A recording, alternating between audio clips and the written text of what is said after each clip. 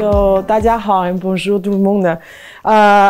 So today the topic is a little bit, maybe a little bit new. It's titled New Renaissance with AI. So as you know, I'm both a professor of engineering, professor, researcher in AI for over 30 years, and also a visiting professor at the CAFA, where I teach a course on AI and design. And have previously been collaborating with the Design Institute of Huawei in Milan and with the Milan Polytechnic Institute. So this is the topic today. I just want to say that, as you can imagine, all my slides are generated by AI, meaning that the visuals are generated by AI. So this, I think I don't need to talk more because everybody knows the phenomenon of LLM, generative AI. So why Renaissance? You know, we're in Europe, we're in France, and talk about this in Italy as well. There was, you know, Renaissance came about with emergence of innovations both in technology and art and humanities. And today, the emerging machine intelligence, I propose that, I postulate that it's going to lead to another new renaissance in humanities and technology. And the future of AI is becoming more and more autonomous. It is capable of self-learning. I think this is not even controversial anymore.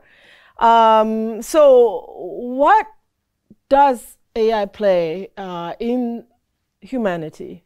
I've given a lot of talks about future of education, future of humanities, even, you know, how humans and AI should collaborate. Today's topic, I really want to emphasize that we have talked about a lot about the emergence of AI in improving our lives, in improving productivity, economic growth, even national security, all types of improvement. I think the most fundamental change it's going to bring about is changing the domain of art and humanities. And I want to discuss with you today is that how AI will pose challenge to artists and what is the real role of artists. Right? I'm standing before you. I can call myself a scientist. I am a scientist. You know, I got all the degrees in science and technology and so on, but I also teach art and I do art. Why?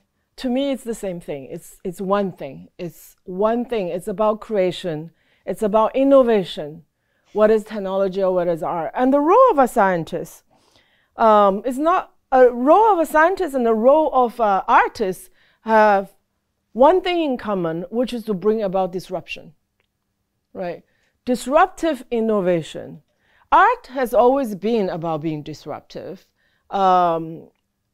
People talk about how they worry about the job of artists being replaced. To me, being an artist is not a job, right? Even being a scientist is not a job. It's who we are, right? It's the role of somebody who brings about disruptive innovation. My parents are professional artists. My mother went to CAFA and my father went to the one in Hangzhou. I became an engineer, but I naturally went into research, which is a creative side of being an engineer. And also went into AI. People always ask me today, like, how did you know you should go into AI? There was no money. Actually, up until, I think, even 10 years ago, whenever I did startups or whatever, like the investors will always ask me, why are you doing this? You know, you might never see a real AI in your lifetime. Why are you doing this? Well, I felt compelled. Many of us who got into AI early, meaning like more than 10 years ago, were compelled to do this. We were compelled to go in the field where we'll create the future. Create something that nobody has seen before, nobody has imagined even, not even the wildest science fiction. So that is the role of an artist, isn't it? To create something that nobody has seen before, to create something that nobody has even imagined. To create almost a different dimension of innovation. So how should artists participate in this dawn of Renaissance. Actually, I keep talking about artists. How many of us here are scientists and artists? Scientists? Artists? Yes, there's one. I would encourage those of you. Sorry. I would encourage those of you who are scientists to become artists, right? Because to do science in an artistic way is to think beyond what is possible. A year ago, a little bit more than a year ago, I gave a talk where people asked me, what is your definition of AGI? And I say, the definition of AGI, there are many. And in fact, the definition of AGI moves as AI improves, right? And I predicted different levels of AGI. And I have to say, it's the first time when I predicted something that would take place in 5 years, it took place in 1 year. And this is going to keep happening. So what was something that I predicted will happen in 5 years is that AI will win a Nobel Prize, right? As one example. And I also said 2 years ago that AI will be a new tool for artists. There will be new forms of art, just like there are new forms of science. AI research is not just technology, because it's not just technical development. There's a lot of research, a lot of science, right? And it's a new form of science. Today we're asking ourselves as scientists, what is AI science? Right? There's AI for science. We know we use AI for us to discover new scientific hypotheses and so on. But AI science, the science for AI is, other than mathematics, which is not really science, but the science for AI is the fundamental machine learning algorithms, the fundamental understanding of science, of neural network, which we don't understand very well. And there are cognitive scientists who are trying to understand the human brain, who are now interested in studying the artificial brain. And I predict that one day, the merge of these two fields, understanding of human brain, understanding of artificial brain, will be one field, and that will lead to disruption in the understanding of both the human and the artificial brains, which neither of which we understand very well. All right, so enough about prediction. I will go through some of this later, but so how did I become an artist? Other than when I was little, my parents forced me to practice and I hated it, so I became an engineer. How did I become an artist? It was back in 2017, 16, I don't remember. Like when I started collaborating with a Chinese artist named Xu Bing. Maybe some of you have heard of him. He's an installation artist, somebody who was a bit crazy, you know. He invented a new writing system, recently had a project with a satellite, somebody who really wanted to go beyond what is possible. And at the time, he was creating what he called a book of heaven and the book of the earth, right? 天书 and 地书. And he wanted to see whether AI can help translate human language into his book of heaven, the book of earth. So that was a long time ago. 2016 is last century for AI development. And then in 2019, we collaborated on a project of creating an AI-generated film. Now, if you remember 2019, there was no ChatGPT. So in my lab, we used GPT-2 at the time to generate scripts. But of course, it was not working as well as today's ChatGPT. So we actually had to augment GPT-2 was the backbone, but we augmented the algorithm to generate scripts. And then from that script, it would dynamically generate a script, and then it goes to the newsreel of today, and then create a film from it. So this is the visual of this. It debuted in 2021 during COVID in Pingyao Film Festival, International Film Festival, and then it was exhibited in Shanghai Museum for 2 months. Neither event I could participate because it was during COVID. It was difficult for me to go to China from Hong Kong. So this is the Yeah, this is the project. So what happens with this film is that the audience member will participate in the film. So the audience member can actually change the script as it's generated dynamically, and it will never end because this is generative AI. And the audience member can like interrupt it and change the script in certain directions, and it kept generating. So I would say this is the world's first AI film for sure, because when we reach out to film festivals at the time, for example, Cannes Film Festival, which just took place, at the time they said this is not a film because it doesn't have a beginning and an end. We're like, this is the infinite film, and the human will participate in it.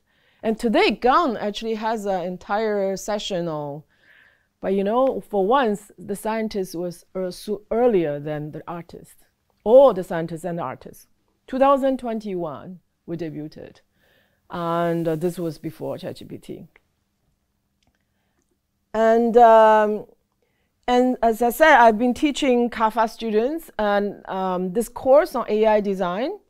And I actually have the CAFA students and HKUST engineering students work on projects together, right? And they, you know, of course, I taught them how to use Midjourney, Stable Diffusion, and so on.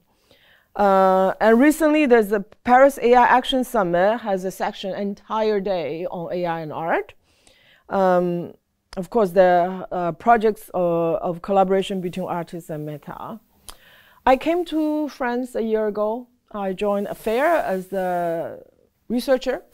Okay, I don't represent Meta today, but I joined because I think that this is the ideal place for me to, as an artist and a scientist at the same time.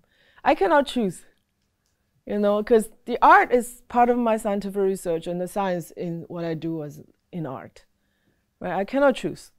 Now, I will come back to this later, but I want to go in a bit more, explore a little bit more. What's the difference between machine intelligence and human intelligence? So we say machine today still has no introspection, although you can prompt LLM and you will ask, what do you think? You know, think more, chain of thought, and so on. It seems to have introspection. But that is LLM trying to complete the task of introspection, right? Within, it does not have introspection. And conscience, I don't know. Today, machine has no consciousness, okay? And the machines are trained from a heterogeneous of documents and images on the internet. And humans, partly from evolution and survival instinct. And we learn from physics as well as the abstract world. So we learn as a human being functioning in the physical world, you know, or, you know, the concept of gravity. Nobody taught us, we knew, right? There are things that we'll know from action experience-based learning. Some part of it is evolution. And the other things we learn in school, you know, abstract learning, right? And then we have, over lifelong learning, acquire a coherent value system. And but humans cannot be experts in every area. We can be expert maybe in one area, but machines can be experts in many areas. And it can surpass human intelligence in each one of these areas. But it doesn't have cohesive value system. And it outperforms, of course, average human on many cognitive tasks. I think this comparison is not controversial anymore. Yeah. So so the future is actually a collaboration between machine and human. It's not machines replacing human, right? We've always invented machines. Humanity has always invented machines. From the first wheel, first tool, we always invented machines to help us. So the future I envision is that a more intelligent machine, more intelligent machine will augment human intelligence. Augment, not replace. And I said this in 2018 and 19, but today it's evident that AI has augmented the artistic creation. We see a lot of artistic creation from artists, right? Because being an artist is not a job. Being an artist is being an innovator. And the more machine intelligence we have, the more we can create. And I also want to touch upon the two different public views of AI, the utopian versus dystopian. And I think for this audience, it's very appropriate to talk about this because in Asia, we tend to have a utopian view of technology. There are a lot of survey studies show that in Asia, people regard technology, including AI, as a tool for good, that it's going to improve, it's going to give us new economic opportunities, it's going to improve our quality of life, our standard of life, and so on and so forth. That's a utopian view. And in Europe, so far, well, this year, I was very happy to hear the speech at the Paris Action Summit.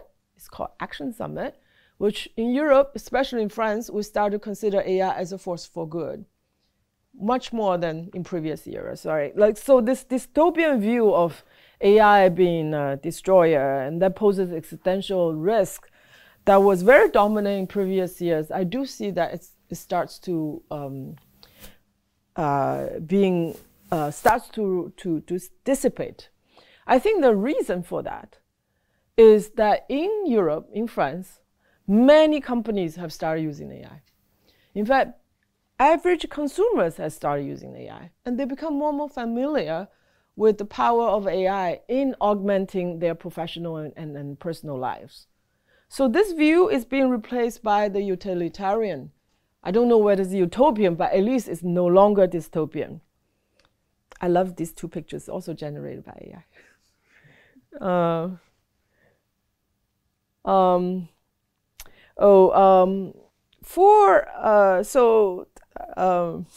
The Uncanny Valley, well, it is a term that we give to robots that start to look like humans. It's actually not robots.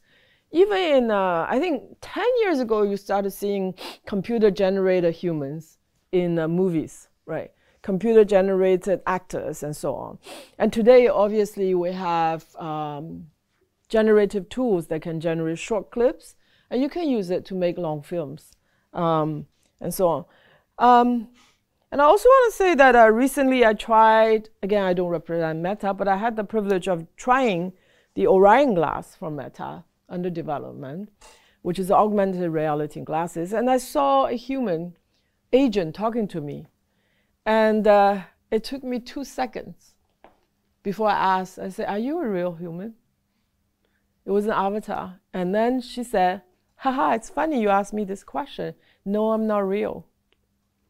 So that avatar was so real that for me, it took me 2 seconds to ask that question. Only because I saw her eyes. Like, she was looking at me, but her eye gaze was a little bit off. But there was nothing else that I could tell that was not a human being, right? So, so Uncanny Valley is the point at which our rendering of images that become very, very human-like, but not exactly human-like, and that becomes kind of spooky, scary. Okay, so when I talk to design students and I say, you know, we have cartoons, we have comic books, we have illustrations, we have avatars, it's always good to keep them less human-like, to the point where, before the point where it becomes scary. Just a design concept. And the reason why we have this Uncanny Valley, according to psychologists, is that it triggers our evolutionary fear of death. So if it looks really like another human being, but not quite, and it looks like a dead person, and that triggers some kind of horror in us. Anyway, so that's a different topic. Humans need to learn how to collaborate with machines. I call this intelligence alien intelligence, but it is not that alien because we created them. And they don't really manifest anything without being prompted. And in the future, we'll live in a symbiotic way. And we need to learn how to use them. And well, when I talk about future of education everywhere, I say that we need to change our curriculum. Our today's curriculum has a lot of new skill-based, skill-oriented curriculum, such as computer programming. These are skill-based, right? A couple years ago, they start to have classes on how to prompt. the position of prompt, how to become a prompt engineer, so on.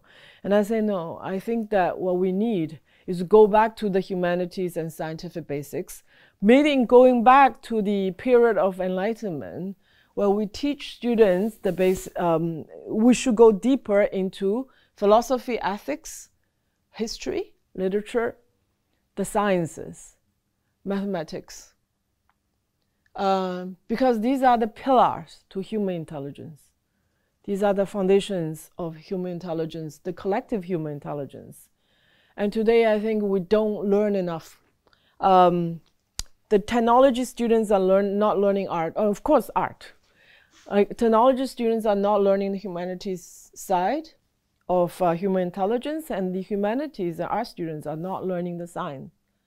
And I think it's possible that we have more interdisciplinary, this is truly interdisciplinary curriculum.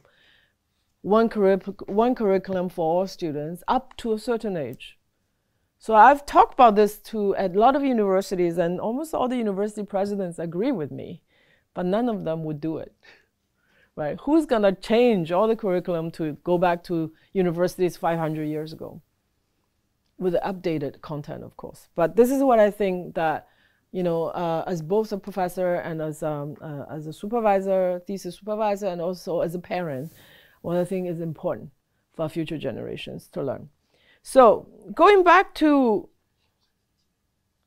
I want to show a few more. I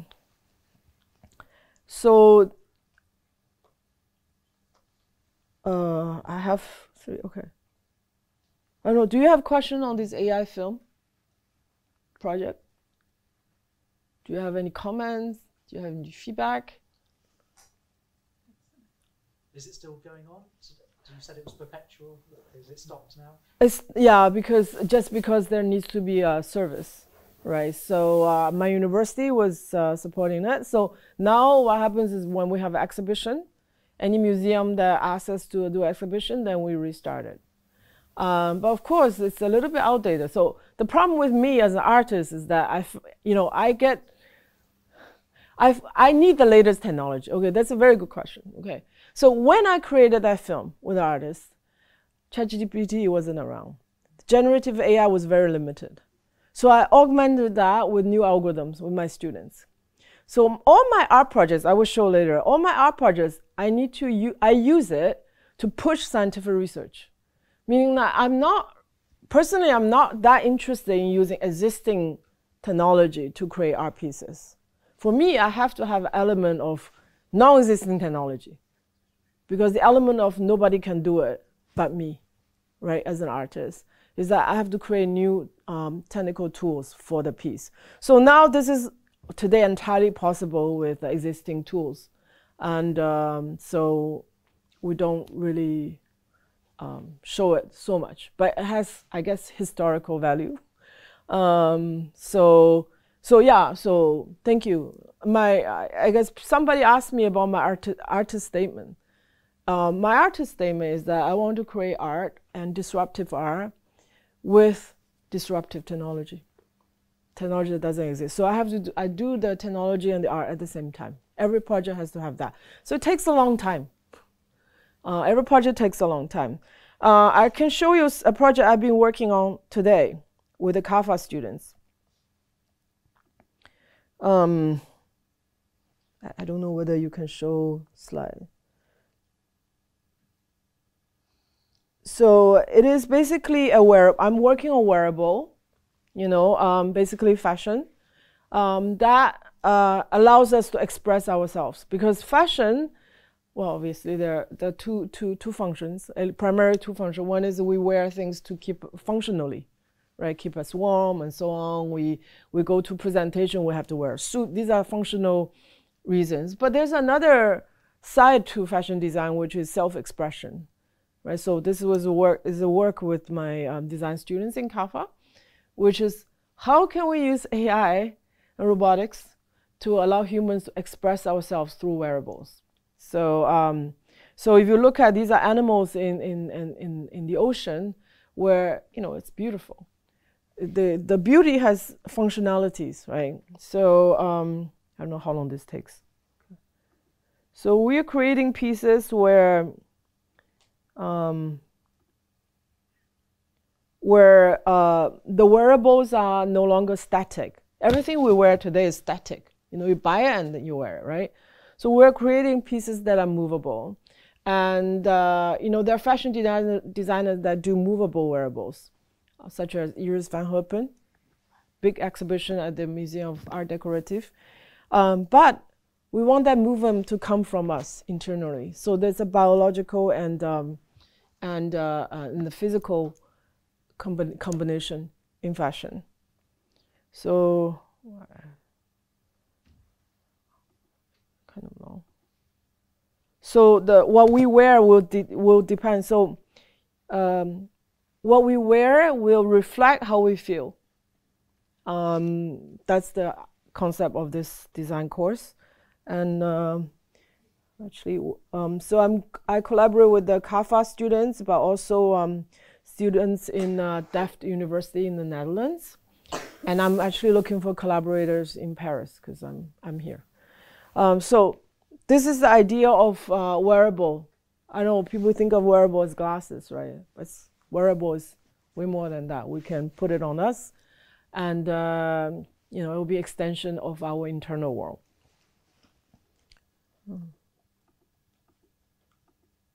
Yeah. So, oops. How do I? Oh, I guess these are the engineering students in Hong Kong, working on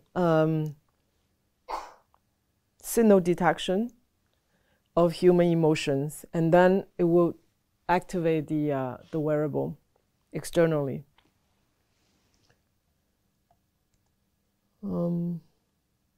Do you have a question on this project? Oops. Any comment on this project?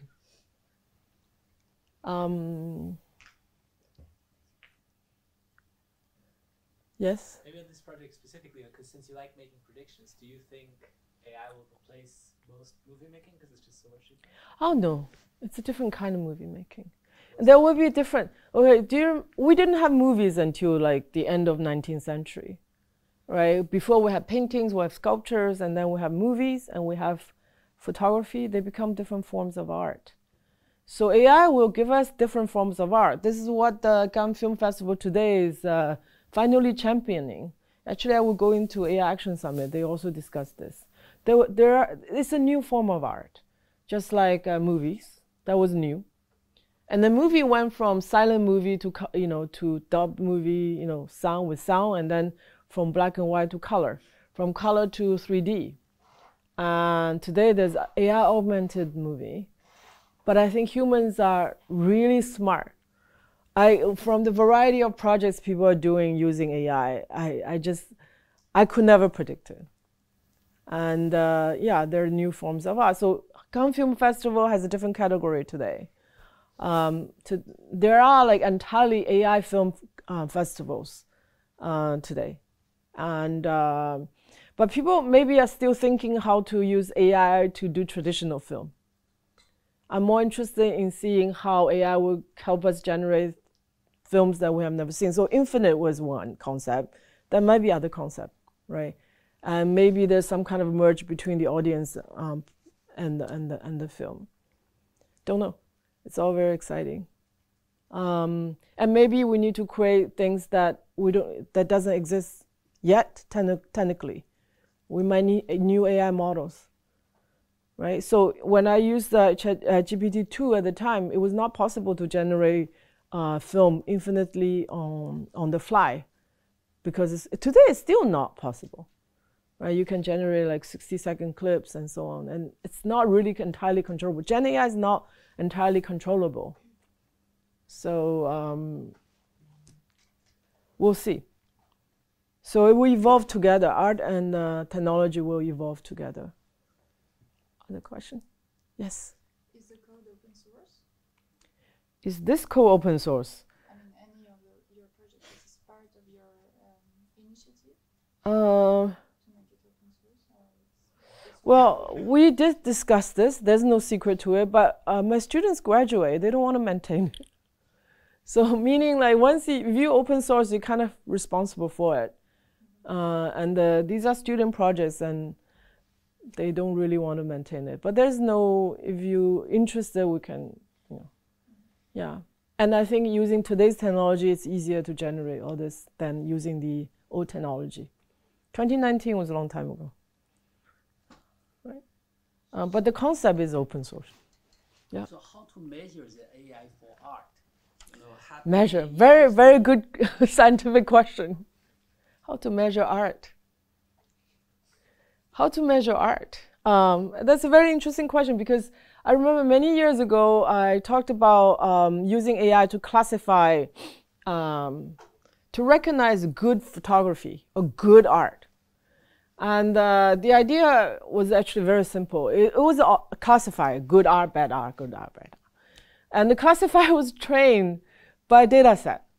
So it was trained by a data set of all the museum curated collections, which we consider good art because they're curated by the museums in the world. And then the other online things that are not famous, not, doodles by kids and so on. That's just a very rough, very patronizing kind of definition of art, right? Yeah, today when we do that, when we want to, so today, for example, Midjourney and Stable Diffusion, all these, Midjourney is famous, I don't know, by for artists to be considered a more aesthetic tool. Midjourney generates just more beautiful pictures. They had more like aesthetic training. Most likely, I don't know. They never talk about how they do it, but most likely with, you heard about RLHF, right? Reinforcement learning with human feedback, they probably use artist feedback. Most likely using that kind of metric. But they do generate more beautiful pictures. I mean, all the pictures here are generated by Midjourney. So I prefer Midjourney to other tools, even the ones from, OpenAI and so on. So I want to go to this. I don't know how many of you been to this AI Action Summit where they show there's a lot of round tables. Do they have English here? Oh, I could use this. Hey, that's AI. Okay, AI work. One of my main areas in the 90s, actually my PhD thesis was on machine translation. I don't do that anymore because I consider more or less solved problem. And look, so this was a roundtables on culture and AI and the major issues. And a lot of visual artists participated in the discussion. And the past at the forefront of future heritage and AI. So I have projects with cultural institutions in France and potentially with Italy. Because, wait, that sounds bad. So AI today is trained from data on the internet, right? It's not trained on what human experience every day.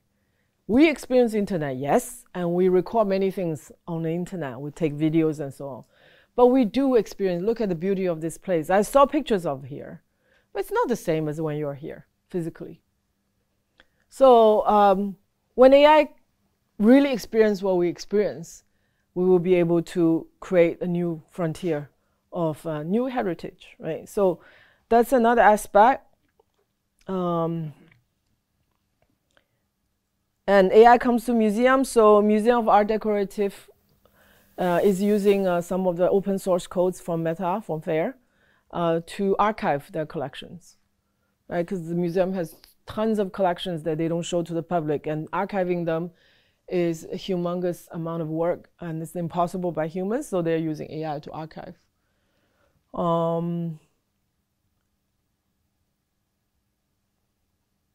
Yeah, there are just lots of activities and AI. So I couldn't foresee this in 2019. Even 2023, when I was invited by Milan, by Huawei and Design Institute and the Polytechnic Institute of Milan to speak at the panel at the Milan Design Week. I thought what I was saying was so out there, so futuristic, nobody really was thinking. But look at this. 2 years later, less than 2 years later, there are products from artists, artistic products, right? A lot of discussions, a lot of philosophical discussions. So this is San Pietro augmented reality experience. Right, an institute did a full 3D scan of the Basilica of St. Peter in Rome, in Vatican, full 3D scan. So when you visit a place, you actually cannot see all the details, it's too far. But with a 3D scan, you can actually have virtual reality experience where you see all the details. I think this is not news, because in Paris, we also have many such experiences. So this is a reality already.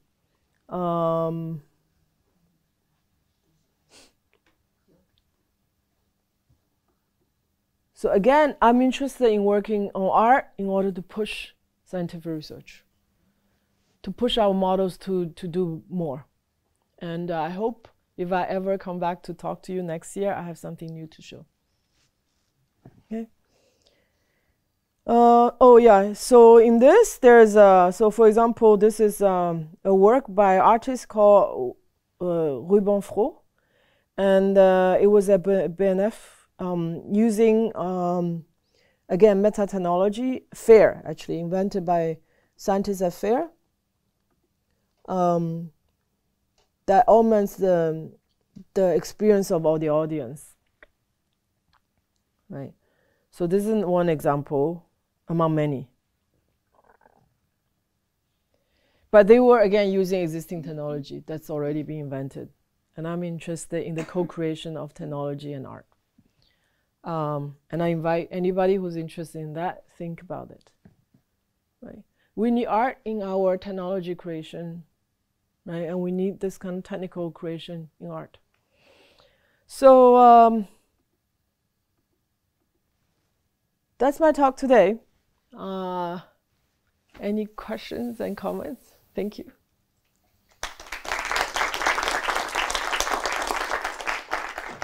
So thanks for Professor Fung's interesting talk about the arts and the science. So in my personal thinking, the science is a part of the kind of presenting concept of also art. So for example, in the University College London, we have a course.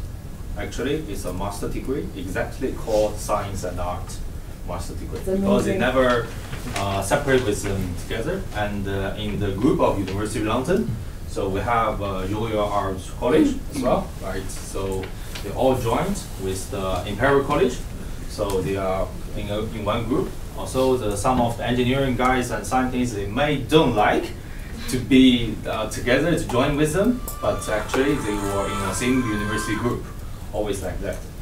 And thanks for the fun talk. So, any question or thinkings? Yeah, maybe a bit similar to the question about how do you measure the art, because those generative AI has a big cost in ecology, right? So I can see how most people would agree that using such a costly tool can be useful for medicine, but I can also see how many people would disagree with a use like this. So what's your thought about this? So there are two answers to that, two parts of the answer. One is that generative AI today is costly to run, especially to train and then to run. And so as a scientist, I'm working on non-generative AI algorithms, more efficient architecture, more efficient algorithms. So that's my response as a scientist. As an artist, we actually don't use generative art to such an extent that it's making a huge difference to the environment. I will refer you to, you can Google online, the actual study, scientific study on the environmental costs of generative AI. It is not as as prohibitive as people think. It's very, very famous. I mean, it's infamous and stuff, especially if we're able to use nuclear energy, clean energy, right? We're in France, so I advocate for clean energy, solar energy, nuclear energy. But of course, scientist's job is always to make models more efficient and while keeping the performance or even improving performance. There are a lot of problems with generative AI. I can go on, give another talk. But yeah, thank you for the question. Yes. So maybe this question a little big. So what is the ultimate purpose of art is, and how AI help that? So what is the main purpose of art? I think it's to push humanity forward. So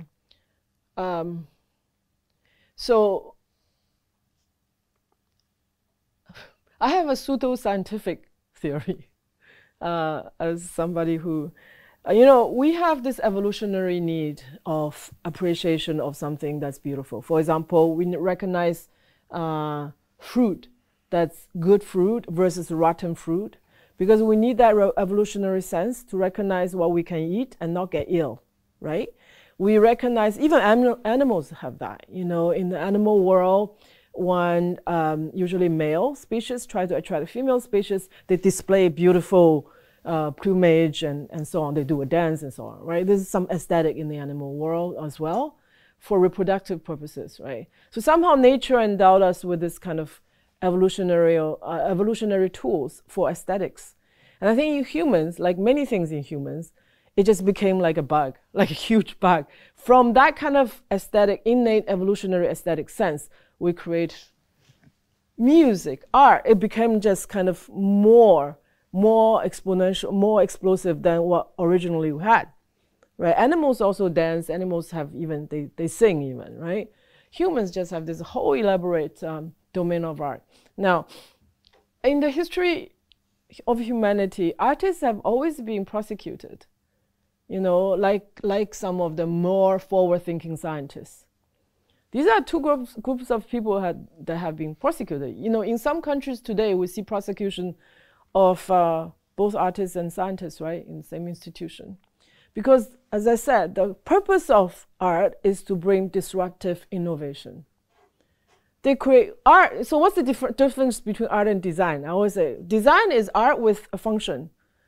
Art, pure art, fine art, there is no function other than aesthetics, right? But the true function is to push our imagination.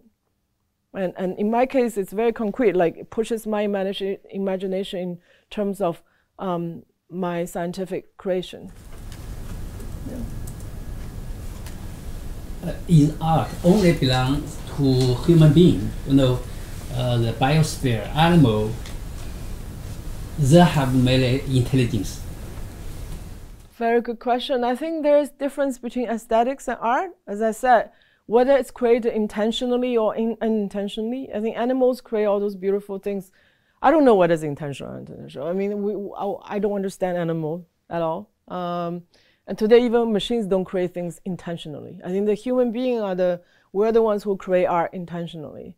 We're the ones who say, I must create something that's not been seen before, and we create them. So that's difference in terms of intention.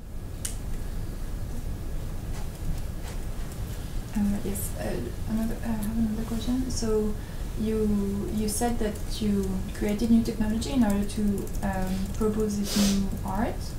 And my question is kind of related to what I asked before, but as you work with engineering students and multidisciplinary team, is there motivation for publishing the new technology? Yeah. Or either through research article or when the exhibition happens, is there like We did publish the work, the scientific work behind that film in the scientific venue, and then we had the exhibition. It's a little weird because in the scientific venue, it was a little bit different, right? At the time, there was no generative, well, it was already generative AI, but it was before ChatGPT, so we published that. Thank you for reminding. I never actually talk about that publication. I only remember the exhibition.